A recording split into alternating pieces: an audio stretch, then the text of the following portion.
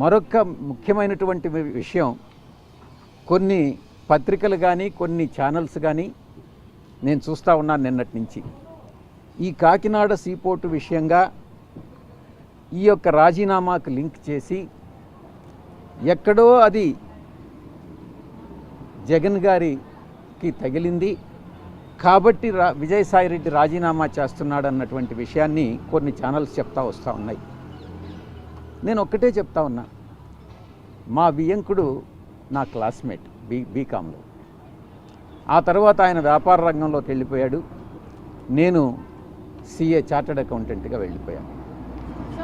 తర్వాత మళ్ళీ తిరిగి కలుసుకున్నది నా కూతుర్ని ఆయన కొడుక్కి సంబంధం చేసుకున్న తర్వాతనే.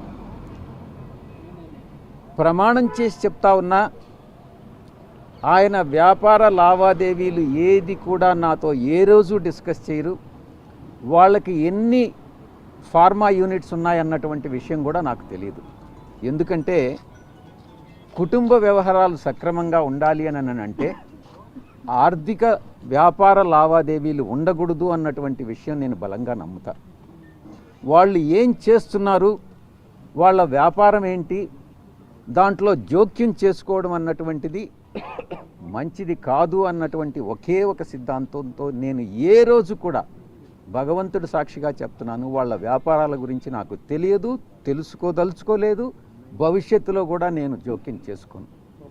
ఆ ఛానల్స్ ఎవరైతే టెలికాస్ట్ చేశారో వాళ్ళకి నేను విజ్ఞప్తి చేస్తూ ఉన్నా, వాళ్ళ విజ్ఞతకే వదిలేస్తున్నా, దయచేసి ఇన్ఫరెన్సెస్ డ్రా చేయొద్దు, వార్తలను వార్తలుగానే ప్రచురించండి, ప్రసారం చేయండి, మీ యొక్క వ్యూస్ని తీసుకొచ్చి ఇతరుల మీద రుద్దవద్దు అని అన్నటువంటి విషయాన్ని నేను చెప్తా ఉన్నా. రాజకీయాల నుంచి తప్పుకుంటే ఈ కేసులను ఏమన్నా మాఫీ చేస్తాం కానీ అట్లాంటివి ఏమన్నా వచ్చిందా మీకు? అది కూడా ఒక చర్చ. రాజకీయాల నుంచి నేను తప్పుకుంటే నేను ఇంకా బలహీనుణ్ణి అవుతానే కానీ బలవంతుణ్ణి కాదు కదా. అలాంటప్పుడు కేసులు నాకు ఎందుకు మాఫీ చేస్తారు, నన్ను ఎందుకు తప్పిస్తారు?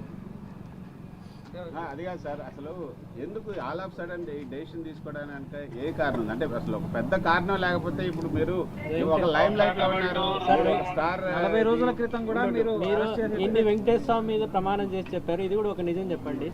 అసలు ఏం జరిగింది, ఎందుకు ఈ డెసిషన్ తీసుకున్నారు, దీని వెనకున్న కారణం ఏంటి? నేను ఇప్పుడే మీకు చెప్పా, నేను అబద్ధాలు చెప్పను అని. నిజం చెప్పండి. అంటే నేను ఇప్పటి వరకు అబద్ధం చెప్పానని అర్థం?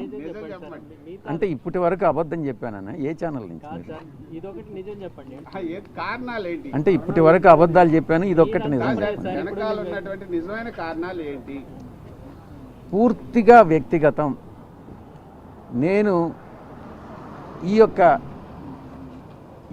ఏ పరిస్థితుల్లోనే అయితే నేను రాజకీయ జీవితంలో నేను ప్రవేశించానో అప్పటి పరిస్థితులు వేరే, ఈరోజు ఉన్నటువంటి రాజకీయ పరిస్థితులు వేరే.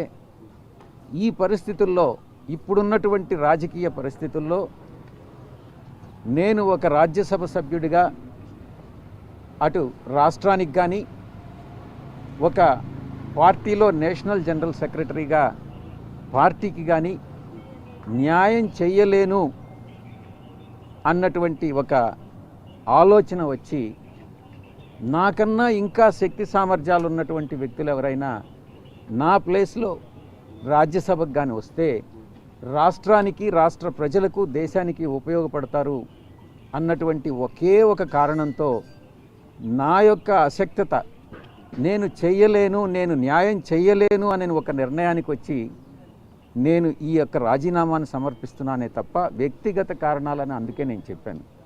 ఎవరి మీద కోపం లేదు, ఎటువంటి ప్రెషరు లేదు, ఎటువంటి అన్డ్యూ ఇన్ఫ్లుయెన్స్ లేదు. ఈ యొక్క పూర్తిగా వ్యక్తిగతమైనటువంటి నిర్ణయం తీసుకోవడం జరిగింది.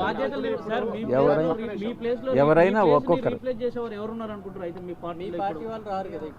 మా పార్టీకి ఇప్పుడు నేను ఇంకా కూడా రేపు రిజిగ్నేషన్ సబ్మిట్ చేసేంత వరకు కూడా వైఎస్ఆర్సీపీకి ఇంకా కూడా సభ్యుడిని, రాజ్యసభకు మాత్రమే రాజీనామా చేశాను.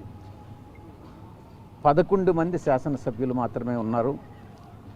11 మంది శాసనసభ్యులతో నేను చేసినటువంటి రాజీనామా వల్ల కూటమి లబ్ధి పొందుతుందే కానీ వైఎస్ఆర్సీపీ లబ్ధి పొందదు.